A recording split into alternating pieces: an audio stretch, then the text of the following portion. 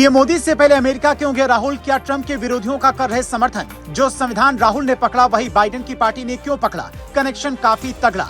चीन में राहुल को सब चंगा क्यों दिखता है? क्या भारत का विकास इन्हें पसंद नहीं है? प्रधानमंत्री नरेंद्र मोदी इसी महीने अमेरिका के दौरे पर जा सकते हैं, जिसे लेकर कई लोग पूछ रहे थे कि चुनावी माहौल में वहां जाएंगे तो ट्रंप या बाइडेन किसका समर्थन करेंगे। पर मोदी अमेरिका जाते उससे पहले राहुल गांधी अमेरिका पहुंच जाते हैं और ऐसी बातें करते हैं कि कोई उन्हें भारत विरोधी कहने लगता है। कोई कहता है कि चीन अमेरिका बढ़िया लगता है, तो वहीं क्यों नहीं बस जाते हो? भारत में वोट क्यों मांगते हो? हालांकि राहुल की बात को कांग्रेसी आंखें खोलने वाला बता रही है। ऐसे में आपको ये समझना भी जरूरी है कि राहुल ने जो कहा है उसके मायने क्या है। राहुल गांधी कहते हैं पश्चिमी देशों में भारत में रोजगार की समस्या है, लेकिन चीन और वियतनाम में रोजगार की समस्या नहीं है। आज भारत में फोन, फर्नीचर और कपड़े, हर चीज के पीछे मेड इन चाइना लिखा होता है। ऐसे में सवाल ये है कि क्या मेड इन इंडिया और मेक इन इंडिया को राहुल फेल बताना चाहते हैं? अगर हाँ, तो फिर इसके भरोसे जो निवेशक हिंदुस्तान आना चाहते हैं उनका क्या होगा? क्या राहुल उन्हें दूसरे शब्दों में भारत में निवेश से दूर रख रहे हैं? राहुल दूसरी बात कहते हैं भारत को लोकतांत्रिक माहौल में उत्पादन करने के तरीके पर पुनर्विचार करना होगा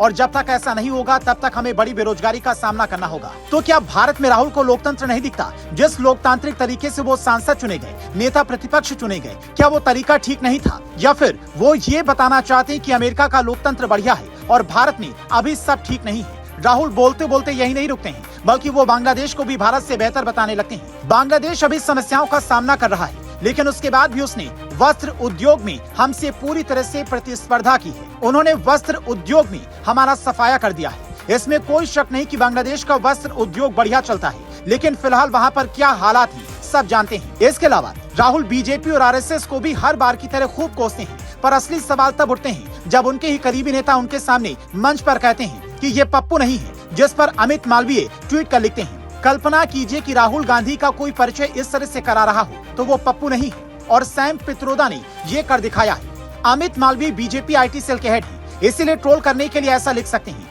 लेकिन 3 बयानों में आपको कौन सा बयान भारत के पक्ष में दिखा, ये दिल पर हाथ रखकर सोचना होगा। हम आपको राहुल गांधी के कुछ बयान और दिखाते हैं जब वो विदेश जाकर भारत के खिलाफ बात करते हैं। मई 2022 राहुल ब्रिटेन में बैठकर भारत सरकार की तुलना पाकिस्तान सरकार से करते हैं।